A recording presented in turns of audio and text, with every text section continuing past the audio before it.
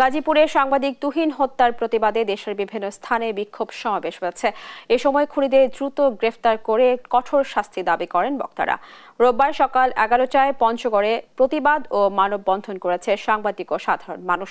এ সময় তুহিনকে নির্মমভাবে হত্যায় জড়িতদের দ্রুত আইনের আওতায় এনে দৃষ্টান্তমূলক শাস্তির দাবি জানানো হয়। একই সময় লালমনিরহাটে মানববন্ধনে সাংবাদিকদের উপর হামলা, হত্যা ও হয়রানিমূলক মামলা গণমাধ্যমের স্বাধীনতা এবং মুক্ত মত প্রকাশের জন্য বড় হুমকি বলে জানান আন্দোলনকারীরা। এছাড়া বিভিন্ন জায়গায় হওয়া কর্মসূচিতে বক্তারা সারা দেশে সাংবাদিকদের উপর নির্যাতন বেড়ে যাওয়া নিয়ে গভীর উদ্বেগ প্রকাশ করেন।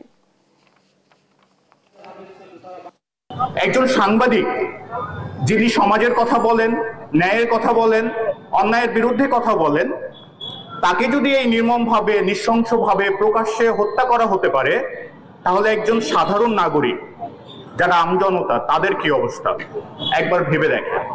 আমরা যারা সাংবাদিকতা করি তারা জেনে শুনেই সাংবাদিকতা করতে এসেছি। এই ভয়, এই হুঙ্কার, এই অপশক্তির বিরুদ্ধে দাঁড়িয়ে থেকে আসলে আমরা সাংবাদিকতা করতে এসেছি।